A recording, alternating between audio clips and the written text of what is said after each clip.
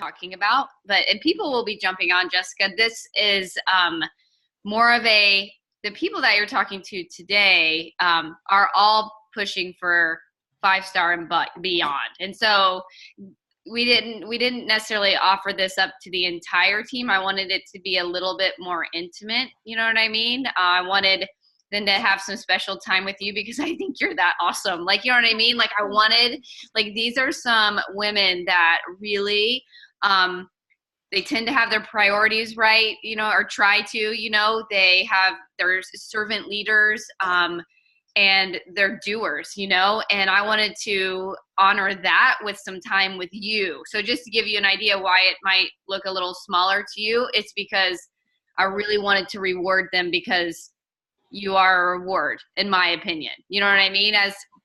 And I've always felt that about you. But then when I saw your story, I was like, holy moly, like, I just wanted to bless them with your time, really. And we really, really appreciate you taking the time, because I know this doesn't benefit you directly in your business of any form or fashion, but I really do hope that it comes back in some way and brings some joy to you today, to know that these people won't ever be the same after hearing your story, and such. And so I'm not going to do a lot of talking today, you guys. I am going to I did tell them all about your accolades. I'm going to say them again just in case no one saw them. Just so there's so much more to Jessica than these titles, but I'm going to read them anyway because they are amazing. So she's a 15-star in her first business center. She's a 1-star in her second business center. She's a 3-time elite, 2000. And I know you put 19 elite, and then I tried to figure out in my head, and I was like, does it count for 2018 or? No, they changed it. That's why it's so weird. They changed it so that like all their wording now is like 2019. It's confusing me too. Okay. Yeah. I've been around. I'm like, wait, what? Okay. So it would have been 2018.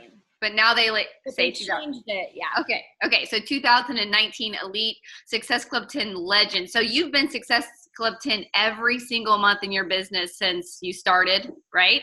Her team name, she's a CEO of Fearless Empire. She's a single mom, 5 years old and 1 year old, and a former worship director. And she pronounces her last name Jahraus. You know, I was like, oh, that's good to know.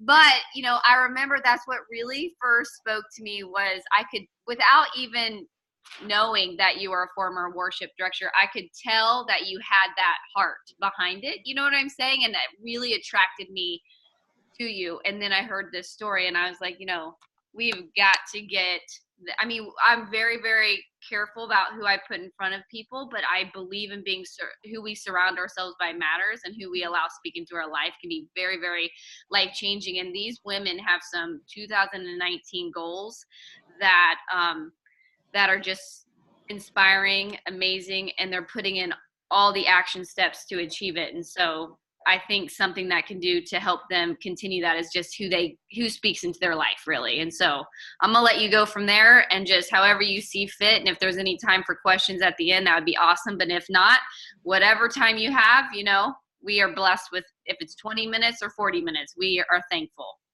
Well, thank you, Summer. And thanks, you guys, for letting me be on your call. And, you know, honestly, I really truly have a heart. I don't care if there's like 2 people on this call or if there's like 500 people on this call. It doesn't matter to me, because I feel like God has told me to really speak about my story and to share with other women and men, and you know, just have a heart for especially the people in this business. God put this business on my heart 4.5 years ago, and I wasn't even fully sure if it was something that I was ready to dive into, but he was like, you're doing this. And so I went all in. So I'm just going to kind of share a little, I'm going to get really personal with you guys today. And can you hear me okay? Because my computer's a little bit farther away. Okay. But, you know, really, when I think of being fearless, I'm going to talk to you about fearless faith. And, you know, when I think about being fearless, I think of my 5-year-old boy. He is somebody who wants to be in the NFL and the NBA and a fireman and a cop and Spider-Man. And he like truly, truly believes that he is going to do all of those things and nothing is going to stop him. And, you know, just having a recent conversation with him made me think about how when I was little, I had just, I wanted to be Madonna, but I grew up in the church. And so my parents somehow changed that to like a worship leader. And then I ended up being a worship leader. But, but I was really, really fearless. And sometimes I think the older that we get, all of a sudden these doubts and these fears kind of set in. And I know that you guys are going for really, really big goals this year. And what I'm going to share with you regarding my story, it's going to talk a little bit about seasons of harvest and seasons of desert. And through it all, what I have been called to has never changed. So there have been really, really hard times, to say the least, but there's also been times of extreme growth. And it never changed no matter what I was called to. So if you feel called to hit some really, really big goals this year, and you just kind of feel like you're a little bit on this roller coaster, you might have some coaches quit, you might go through some, seasons, even this year, of just some hard times, it doesn't change your purpose. And if you have those goals on your heart, it's there for a reason. It's not because you just woke up one day and you're like, I think I'll be a 5-star diamond coach. I'm going to tell you a story that's going to probably make you laugh now that I said that. But I really look at it as something that if that's on your heart, there's a purpose for it. And nothing good comes super easy, right? It's what makes, when you watch Olympians and they win those medals and they cry and it's like, wow, it's because of the hard work. It's because they reaped what they sowed, And so when I started out, I went to a Super Saturday as a customer. I'm going to make this really, really brief, but I just want to give you a little bit of background on who I am. So I started out, I went to a Super Saturday as a customer, and I legit I had lost about, 20 pounds with the 21-day fix, and I still had a lot to go. I was 60 pounds heavier than I am now at the time. So it was like, this is a journey. But I went because I love people. I love connecting with people, and they were going to have a group workout. That is literally the only reason why I went, although I started to kind of feel like a tug, like I'm supposed to be there. And my good friend and mentor now, Lindsay Stay, was speaking at it. And I just remember listening to her, and her story inspired me. And yet she was as incredible as she is. I could just feel this. She is just a normal girl, and she's had this insane success. And she has incredible faith.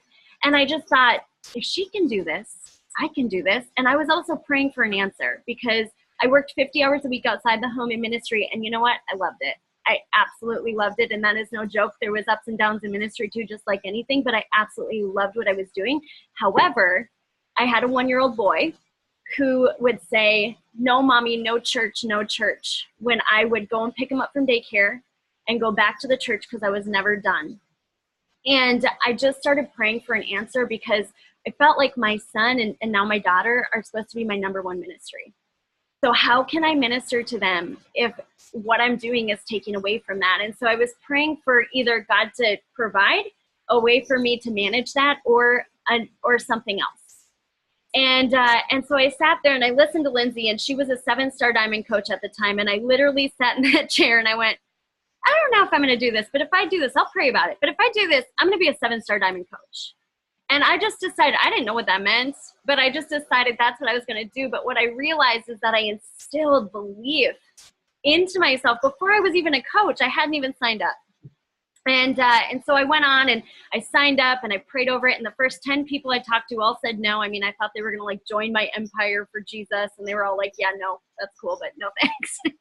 And but I just kept going. And then the first time I got on the phone with a customer, a brand new person, the first person that wanted to possibly do this, I was shaking. And I was up on a stage in front of 1,000 people on a weekly basis, leading worship. I was involved with helping people in serving opportunities. And I talked to people all the time, and I was shaking. And what I realized, and why I named my team the Fearless Empire, is that I wasn't fearless going into this. I mean, I had, I had struggles with just being able to know what I didn't know and sharing it and all that stuff, but I was fearless in my action. And some of the things that you guys are going to do this year as you're going towards those goals, it's not like they're not going to maybe even scare you a little bit, but as long as you're fearless in your action, that is what you can put your heart into. And so my journey then just kind of went boom. And it's going to sound like it went straight up, and it didn't. I kind of go like this because it was really like a whoa, like a little bit of a roller coaster. But I went diamond in 24 days. I was so excited. And remember, my mission was to be a 7-star diamond coach. So I figured out I had no training really. Lindsay was one of my upline coaches.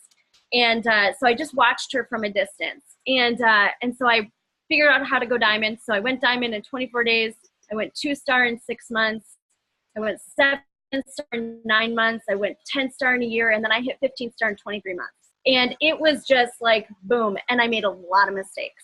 A lot of things that I just didn't know and all of that. But you know what? I don't regret it. I don't regret it because I know that I was supposed to do this for a reason. And God used me to work in a lot of people's lives. But, through that growth, that's great. But then in 2016, that's the year I hit 15-star, we launched BOD. And I don't know if you guys have been around for a few years, if that was a hard time for you, but I started to see towards the end of the year, it was the year I went 15-star, and all of a sudden I was struggling to finish elite. And I did, but it was a struggle. And then 2017 started to roll around, and I had star diamond coaches making over, $1,000 a week, and they were quitting to go to other companies because they felt like BOD was this bad thing. Aren't you guys thankful for BOD, by the way? Like, I am so thankful. And our company that provides VIP launches and all those things for us now. It's incredible. But I guess if I could say something with that, by the way, I had some of my best friends, and you know what? They're still my friends, and I still love them, and I always will love them where they're at. But there's something different about when you're building a tribe with people, correct? Like you have like this bond that's just a little bit different. And I watch these people leave, and I will be honest, none of them. I mean, I lost 2-star diamond coaches, just diamonds in general. And none of them are still with the company that they left for. And I think that the lesson in that is prosper where you're planted. If you are called to this, it doesn't mean that there isn't going to be some seasons of desert, but prosper where you're planted. You're planted and you're growing roots somewhere for a reason. And by the way, nothing that is worth it is going to be a perfect system. Nothing is going to, have all the answers, but just stay where you're planted. And I went through this time of, losing those coaches, and it was hard, but I was still in the game. I mean, like Summer said, I hit SC10 every month, or more. I always worked hard, always. I believe in reaping what you sow. And then I had Kira in my daughter.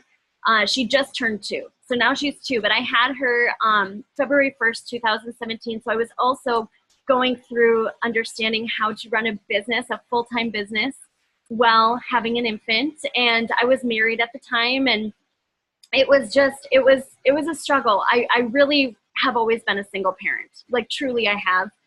And then 2018, October hit. Sorry, 2017, October hit. And I just, everything, I guess you could say, it's going to sound like kind of everything fell apart. And I knew some things were wrong. Like have you ever had a feeling where you feel like something is up, but you can't figure out why? I lived in that for a few years where I just felt like something was wrong in my household, but I couldn't figure out what it was. And I prayed over it for years. I tried to figure it out, but I just kept on asking God to reveal it in the right time.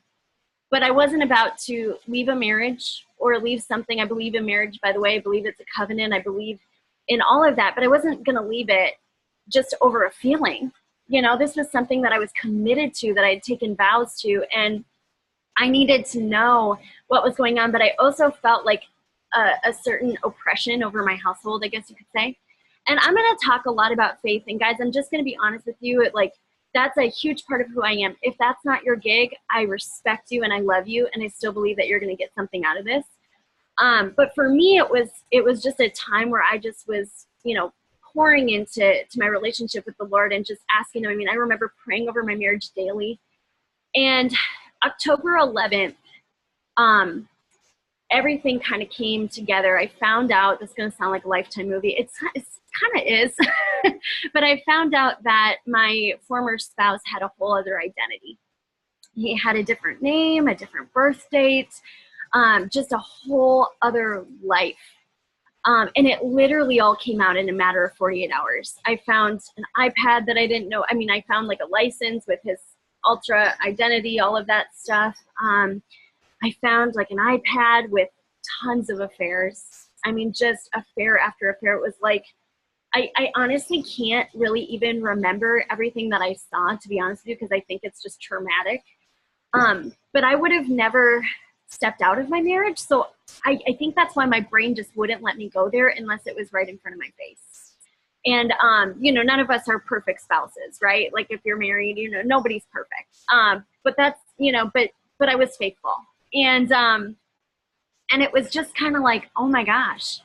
And I found myself getting a restraining order when I, you know, presented it, things didn't go so well. So to leave out some details, I ended up getting a restraining order, needing to, ended up in and out of court like every other month, if not every month at times, and being $100,000 in debt. I had just bought my dream house, with a lot of it with coaching income. And all of a sudden I found myself going from being the most financially free, debt-free, at least I thought, I'll get to that, but all of those things to all of a sudden being like, oh my gosh, everything is gone. Like I'm no longer even close to 15 star, you know, at the time. And I'm not getting those bonuses. I'm not, you know, my income was more than cut in half. I had and you guys are leaders, so you'll understand this. I had my former spouse on the top of my weak leg in a 15-star business center, building my second business center underneath his weak leg. And he was, you know, star diamond and above, and we were making like probably $1,000 a week out of his business center. So all of a sudden that was all gone. It was like, oh my gosh, you know, everything just felt really stripped away. I had to learn how to, through stipulations with the court and everything, and through some really great things that they did put in place, I had to learn how to co-parent with somebody that I was afraid of. I had to be a part-time mom, which is something I never asked for. My whole goal, and even my coaching business, was to be able to be home with my kids so that they could be my number one ministry. And then to have that, like, with somebody that you don't trust, especially have them away. It was like a different kind of hell.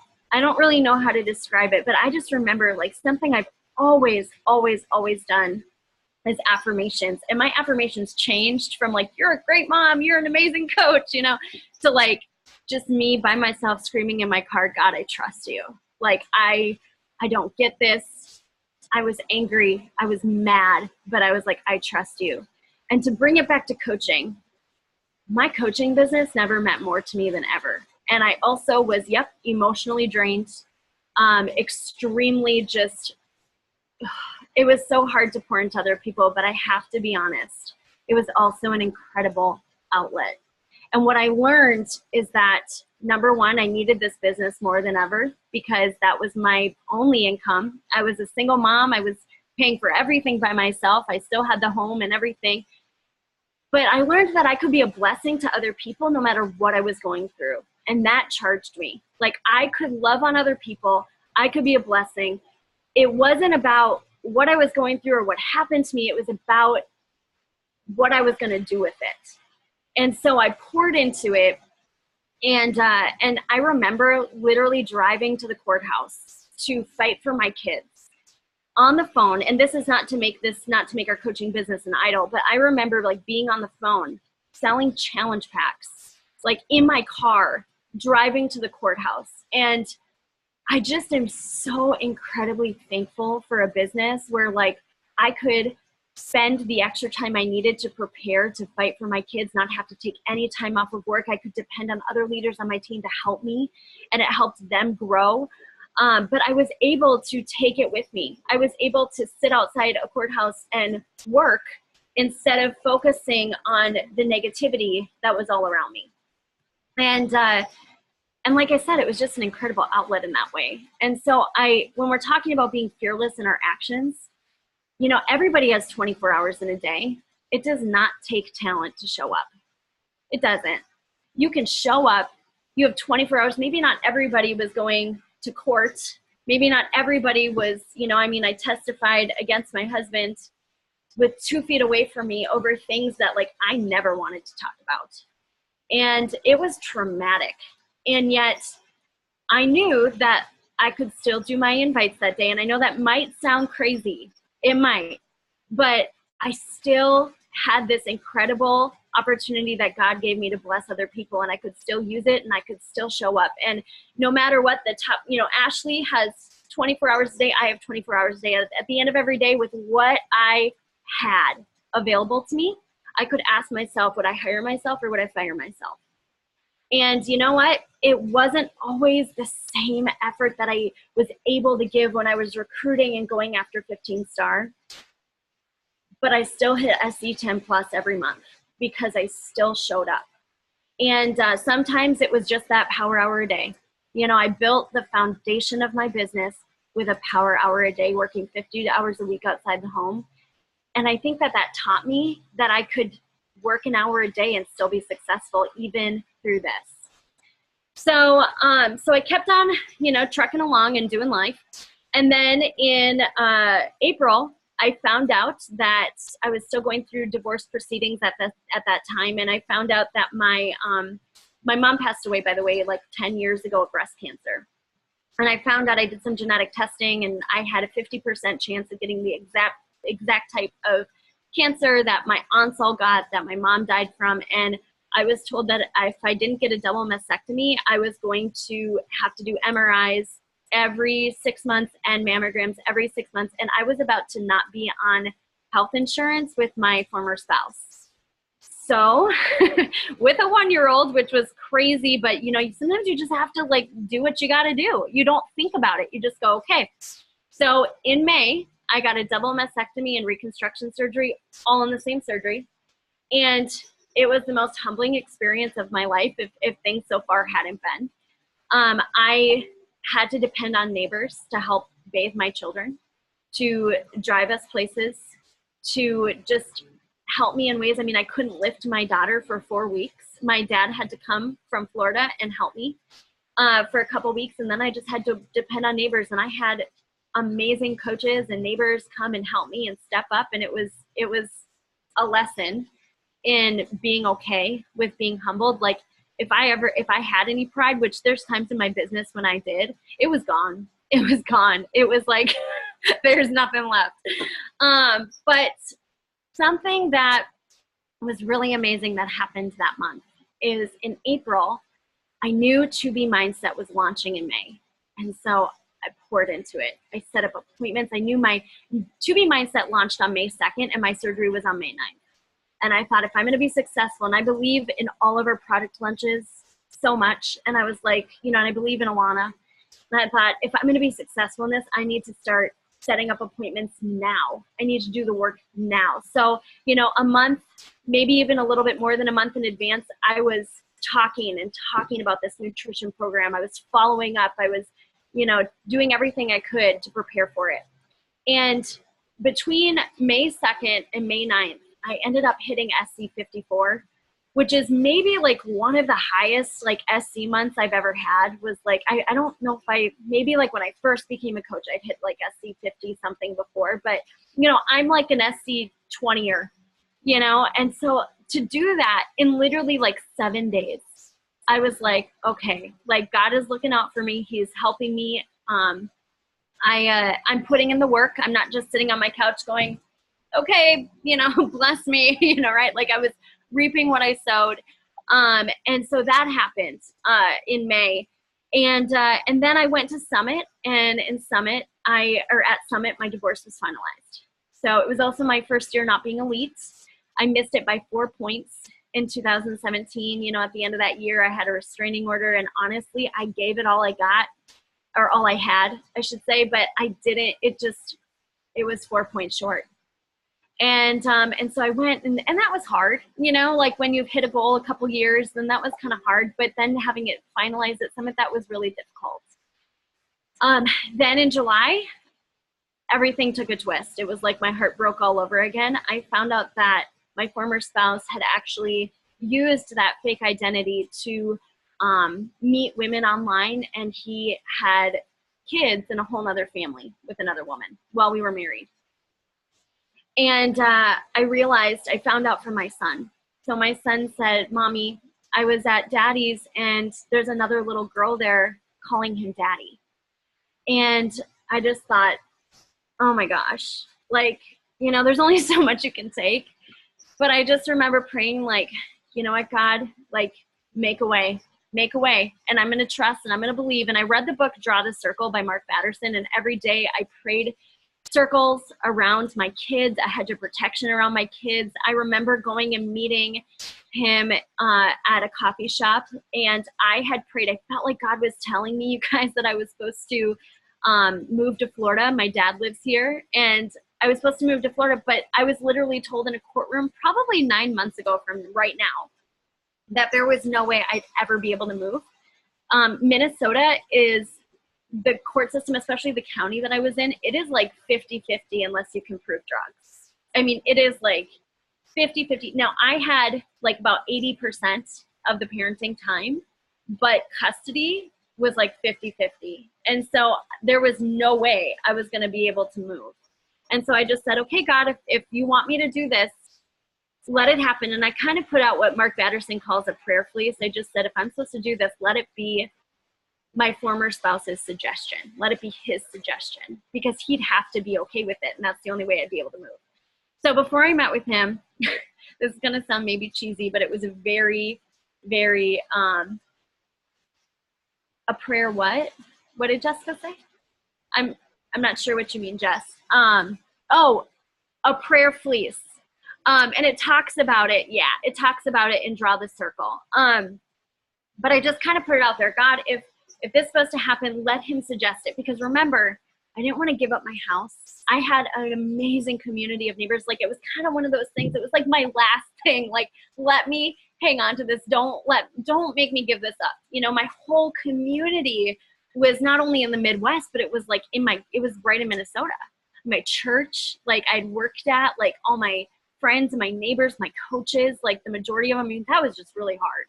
And so I just asked, like I said, you're going to have to really show me by letting him suggest it. So this is going to sound maybe cheesy, but to me it was like symbolic. It was like the right thing to do. And he talks about this in that book too.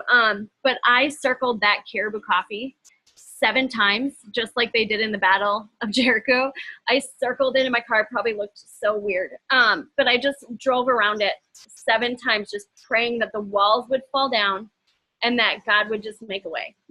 And as I did that, I felt peace. I felt like God was just like, yep, I'm going to make a way. And so I went into that meeting, and I was going to sue him for fraud, because something that I forgot to mention is that I ended up taking on, because of my income was our number one income, I ended up taking on debt that I didn't even know existed, like credit cards that were in my name. But I did that in mediation so that I could have more parenting time. And so all I wanted was my kids. Like, we have moms on here, right? Like, all you want. I mean, you would do anything for your kids, right? Like, I would absolutely, I didn't care if I lived in a shack the rest of my life. I just wanted my babies. But God said, no, you're not going to live in a shack. You're going to live in a pool. Anyway, so I went into that meeting, and I was going to sue him for fraud. And it wasn't like a threat. It was truly what I was going to do. Fraud on my finances. Now that I understood that the money that I had taken on in debt really was credit cards that paid for this other family. So I was going to sue him for fraud on the court, fraud on my finances. And he knew that. And so he came clean, for what I know anyway, right? He came clean about the kids. You know, she was pregnant again from when we were married. She was 8 months pregnant again, and I was going to have another baby. And he just said, what do you want? I just want to be done with this. And I just said, I just want my babies, and I just want to be away. I feel like, you know, so I am worried about you. Like, I pray for you, but I don't think that you're mentally stable to be a father. And I really just need space. And he said, oh, okay, well, why don't you go to Florida?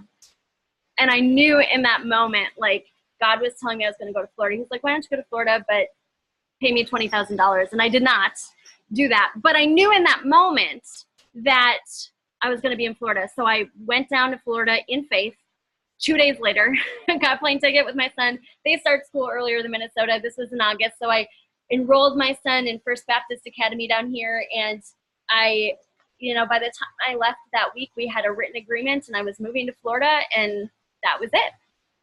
So I got down here. I sold my house in 6 days. Like, it was so the right thing. I sold it in 6 days. I moved down here with 4 suitcases. I still have an entire storage unit of furniture, and I should probably do something about that. In Minnesota, I have like all my stuff up there, but I just moved down here. I was like so excited to get away. And it was like honestly, I felt like I was holding on to this thing of like my community and all these people I wanted to be with. And all of a sudden it was like, no, Florida, that's your promised land right now. You go. And so I came down here, and God has anointed it, and it's amazing. And I am living, by the way, this is my father's home. He built a 5-bedroom home 2 years ago, just retirement home, and just felt like I'm supposed to build this bigger home because then people can come and visit and stuff. And I think God had a bigger plan. So my kids and I are here, and they have this amazing godly example of a Christian man that is in love with them, and they love him. Kira actually prefers my dad over me. It's so cute, but I'm fine with it. But it's amazing. So I finally was able to start settling in, and I went to leadership in October. And I remember Lindsay Stay asked me, so like, where are you at for Elite? Like, you're going for it, right? And I looked at her and I was like, and it was the first time in my business that I started to like kind of doubt, I just kind of was like, I'm just thankful that I'm like free. And like, I have like, I don't know, and I looked, and I knew that I had done everything I could to show up. Right. So I looked at my points for like the first time, and I had points, but not nearly enough. And I didn't have the diamonds, but I remember looking at her and being like, 2 months left. Yeah, let's do this. Like, okay. And I decided in that moment, like, we're doing this. So I went back to my team, because let's get real, you cannot become an elite team without your team. And so I went back to my team and I said, guys, I feel called to this. I'm actually like exhausted thinking about it. But like, if you guys agree and you want to go for this, then we're going to go for it. And I'm going to be all in. And they were like, yep. So we went for it. And I remember thinking, okay, November hits, don't have the diamonds. Not everybody's like hitting Success Club, but I'm just going to keep on saying, we're going to be elite. We're going to be elite. We're going to be elite. And, at the end of November, I did a sneak peek, and guys, I signed up 2 coaches. Okay. We're not talking like 50 or, crazy numbers. I signed up 2 coaches. December 20th, one of those coaches went diamonds, and another coach on my team went diamonds. And then on December 31st, not the 30th, like the 31st at 5 p.m., we locked in as a team exactly 105 elite points and became an elite team. And I just remember thinking, oh my gosh, like guys, it felt better than 15 star. It did. Like it felt better than 15 star. It felt better than like anything, because I just felt like God was saying, like, this is the new beginning. Like, this is the newness. This is the restoration. It's starting. And I was so proud. I was just so proud to like link arms. It was, when I went 15, I should say my team did, but it just felt like a different vibe. And so many of those coaches are not on our team anymore. But it was like a sisterhood. It was like something that we did together. And we all bathed it in prayer. I mean, it was just, we would have calls where we would just pray. I would stay up do calls at 10 or 11 p.m. at night on Eastern time to help my coaches in Pacific time. I would get up extra early. I mean, I worked so hard, and it was one of those things where it just all came together. And also all of those months through all of the, for lack of a better term, crap, all of those months, still showing up, still being consistent, still giving what I could, was worth it, because I still, even though my recruiting game wasn't the same, I still had 2018 coaches. I still had 2017 coaches. I still had people that I was working with that could help make this happen. And so I look at all that and I'm just so incredibly grateful and thankful for this. I mean, God has used Beachbody and this business in so many ways. But like when I look at when I started this 4.5 years ago, and I would have never guessed that I would go through what I went through. Never. I mean, it was not on my radar. I met my husband because I was a worship director at the church and he auditioned to play guitar. I mean, I would have never thought this. And you know, by the way, I don't even know if I have to say this, but like, guys, just between us, like, you know, none of my story is about condemning or anything. I believe that we have a God of grace for everyone and redemption. I just feel like God has told me that it's okay for me to share my testimony. And so that's what I'm doing. I'm being faithful in that. But I want to read you guys just this list. And this is not a pity party list or anything like that. This is actually to motivate and be encouraging. But this is something that, these are just some things that I want to read to you. And go ahead and just like raise your hands. I'm going to put this so I can see all of you guys. I love that most of your cameras are on too. That's so great. So hold your hand up while I read this list. And when you hear something that you can relate to, put it down. Okay. Or I guess I should say, hang on, did I do that backwards? Yeah, put it down when there's something you can relate to. So keep it up, sorry. I worked out right before this call and my brain is like fried. Transform 20, man. Okay, so number one, go ahead and put your hand down if you have ever had 60 more pounds to lose or more in coaching, okay? You have gone through pregnancy and had a baby while coaching. If you have struggled with an anxiety disorder while coaching. If you've struggled with an eating disorder, including binge eating in coaching. You were told that coaching is morally wrong. If you have ever moved, every year you've been a coach, I've moved 4 times in 4 years. If you have had a relative or close friend die every single year you've been a coach. That happened to me, I guess I should say 3 close relatives die within 3 years of coaching. You've ever had to get a restraining order against someone that you love or lived with. You were told that you had to be a part-time mom while coaching. You were told that you were worthless multiple times a day by somebody that you love. You were told that you were fat by somebody that you care about repeatedly. You had to move across the country and leave everything you had behind within a week. You've had a major surgery, or I put double mastectomy, but major surgery, while being a coach. Diagnosed with ADD as a coach. This one's kind of silly, but if you've ever lost, I lost like a $20,000 bonus, 10-star bonus as a coach over 30 PV of my own, like $30 worth. Yeah, I know, it sucks. But you know, those things happen, right? You were chastised in a social media group of leaders for being a fast grower in the company, saying you must be doing something wrong. If you've ever been fat shamed on a before and after picture, gotta love the trolls. You were told to get a real job because this little coach thing that you're doing is cute, but not something that you can make a career out of.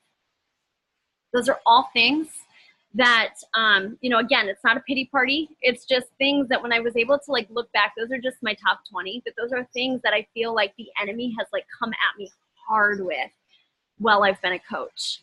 And all that tells me is that I'm right where I'm supposed to be.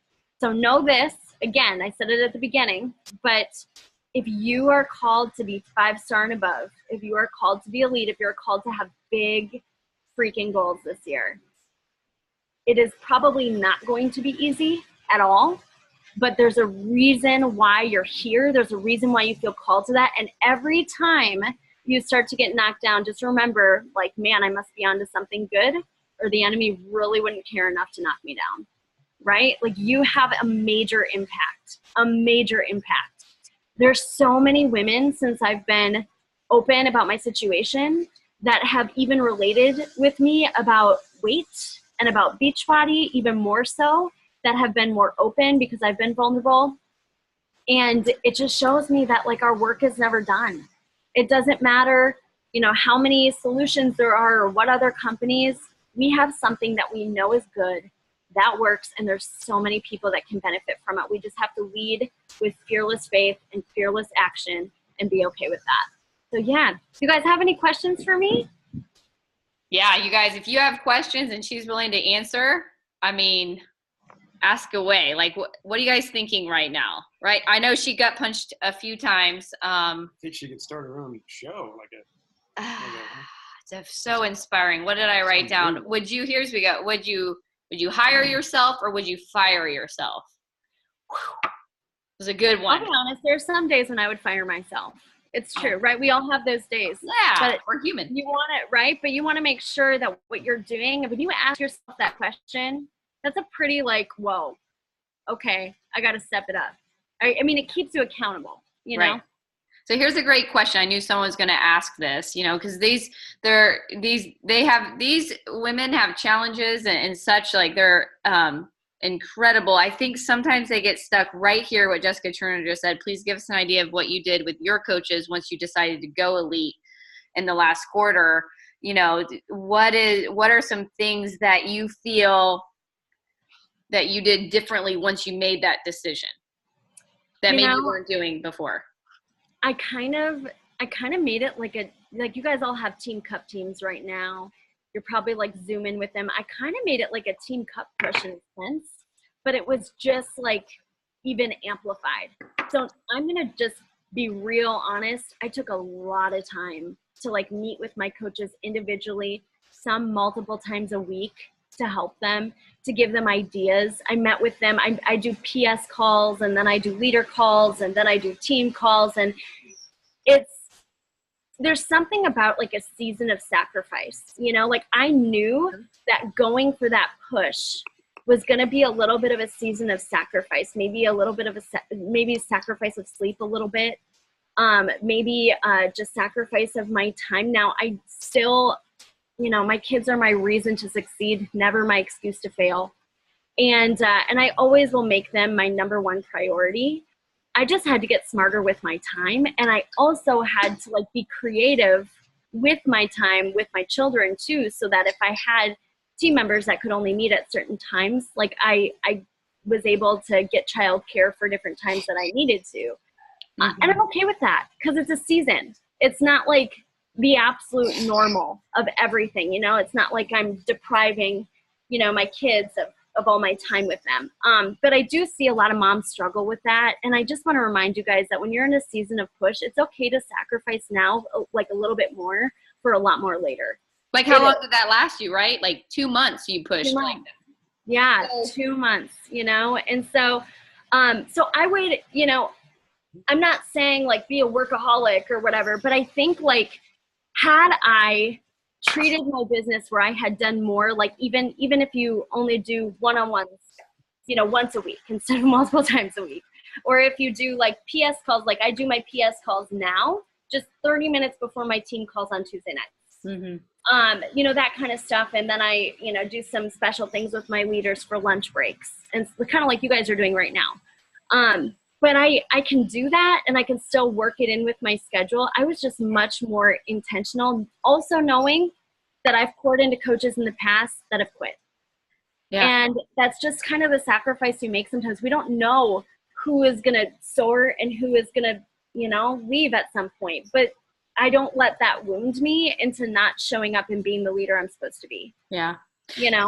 Don't you think, I just lost my train of thought right before that. What you said was so good that then I forgot what I was going to ask you. Was it about okay, time management or something? Oh, I know. Okay. Do you seem to find that when we make really big goals for ourselves, if we can speak life over ourselves and keep our blinders on, that it does force us to become more diligent with our time versus no goal at all? Like then you end up with time to do things that don't give you an ROI on anything. Like, you know what I mean? So something that doesn't stretch you, I found that people are making new onboarding things and this and that, and they're not, because it's like, really, so it's not really stretching them. And a goal like that, I feel like stretched you, like you were not going to reach the goal doing things that didn't have the most impact on your business. And sometimes I think people really struggle in that they're scared to make big goals because they're scared to fail. You know what I mean? And so they don't set them. Absolutely. Absolutely. And, a goal is not a goal without a date on it. You have to like put a date. If you're just like, well, I'm going to be a lead in 5-star by the end of the year. No. You need to like break it down, because that can be very overwhelming. So like, when are you going to be 1-star, 2-star? How many coaches are you going to recruit a month to get there? How many one-on-ones are you going to do? What are you going to do with your time? And again, something that I said is like, I went to my team and I said, I asked them their goals too. Like, do you guys want to do this as a team? Because we need people. We need 2 people to go diamond. Do we even have 2 people that want to go diamond? Now, I'm glad that I didn't just leave it at that, because I still did that sneak peek and I still was helping new people all the way through the end of the year. So it doesn't define your business if you don't have those leaders right now, but it does show you like how to mentor. Like if somebody is like, yeah, I'm good, I'm not going to be like, but we really need to go diamond. You know what I mean? Yeah. Like that's silly, so you have to kind of work with them where they're at too. And that helps define those goals, I think. That reminds me of when I started my master's in ministry. The first course I took was leadership in the business, the workplace. And it talked about people are more likely to do something that they feel directly involved with. Does that make sense? Like the fact that you didn't go there and tell everybody you went and asked if anybody else, like, is anybody else connected to this? You all want to go for this together. It was like I was telling Chad, applying for a basketball coaching job, like one of my first, or maybe I didn't tell you, maybe it's a conversation in my head. My first order of business would be to go in there and be like, what's your vision? Like, what do you think we need to accomplish together? What do you think not me going in like this, like, you know what I mean? This is what we're going to change. This is what you've been doing wrong, but really creating a brainstorming session so that they're pulled into the design of what the team's going to look like. You know what I'm saying? And I feel like that's what you did like really, really well. Jessica Turner has a great question over here. Like when you're laying down expectations and requirements and stuff, like she struggles because in this business, and I actually have in the process of hiring a life coach to help me with this. So hopefully Jessica has the answer. Maybe I can fire my life coach if Jessica knows the answer.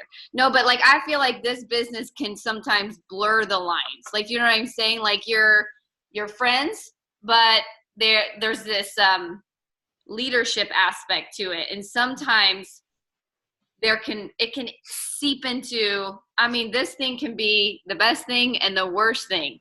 If people won't, you know what I'm saying? I think that's what exhausts people sometimes, I know it has me in the past. Is there any type of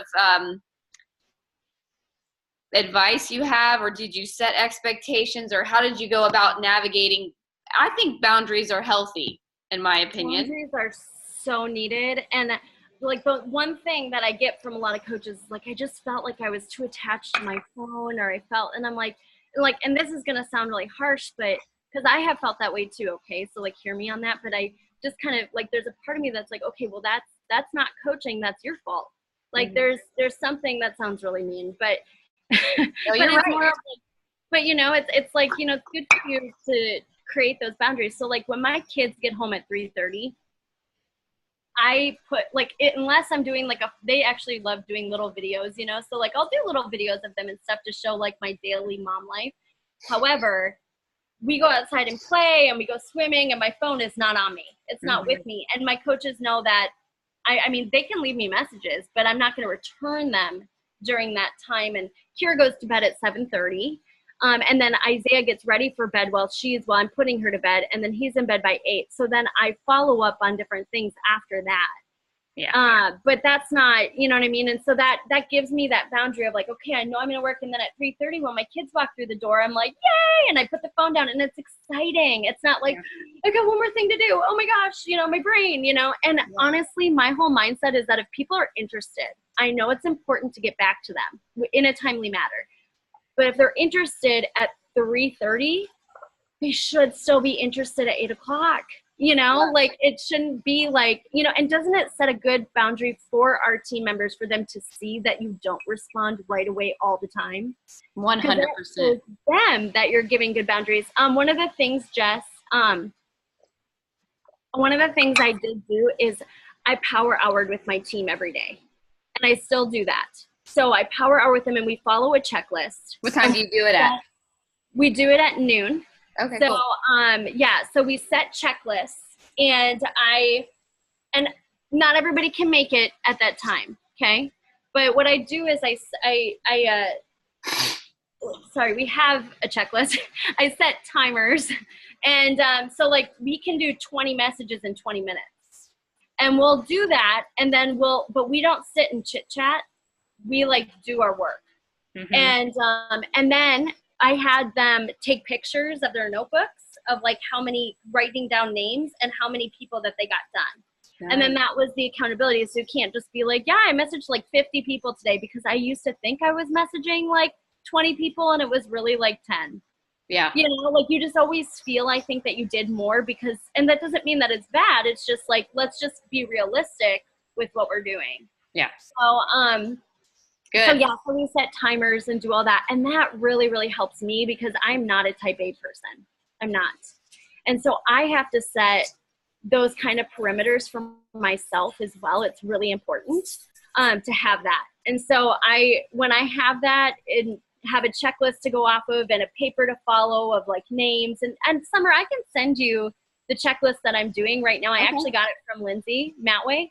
So, but it's great. It has even like our Insta stories and stuff, like what to talk about and different stuff. Nice. So I think they would like that. It's a great, I can't take credit for it. Lindsay made it, but it's a great document. That'd be awesome. Yeah. One last question, because I know you got to go. You got to do your power hour. When you have people that are claiming to want to be diamond, we got some quackers going on, as John Maxwell would say, but their actions aren't matching up. How do you handle situations like that, you personally? Okay, so I get to a point where like I say this in love, but like I'll have them send me their checklist before I'll get on the phone with them. Mm-hmm. So that way I know that they're actually taking the time. Otherwise I have somebody that's like, yeah, I'm like totally going to hit SC50 this month. And they're sending 5 invites the entire month. And that's just not okay. You know, like that's not going to work. So I don't do that with everybody. But like if I feel like this isn't being a good steward of my time, then I'll just say, okay, before we get on the phone again for next week, go ahead and send me your tracker for the whole week, because I have it for every day. And as long as, you know, it's 90% filled out and stuff, then we'll get on the phone. And I'll actually have people be like, oh, hey, Jess, I just had a rough week and I haven't really been able to fill out my tracker. So I'll aim for that for next week. And that's great, because then it's not my time. Yeah, exactly. But they're also seeing, like, they have to actually say that they're not putting in the work. Right. Yeah. So that's really good. That's good. Well, we took up a lot of your time. We appreciate you. Yeah, I love it. Thank you. Thank you for having me, Summer. I've always looked up to you. I think you're amazing. I love your heart for the Lord. And thank you guys so much for having me. It means a lot to me that you guys listened to my craziness, but I appreciate it. And if a hot mess like me can do anything in this business, you guys, you got it made. You're a fighter, girlfriend. You are a fighter. You are a warrior, really, the type of people I really love to be surrounded by in this business. So thank you for setting that example, wrapped up in so much amazing faith. You know what I mean? That is just inspiring, to say the least. So thanks for your time, girl. All right. Thanks, guys. You guys have a wonderful day. See you guys. Okay. Bye-bye.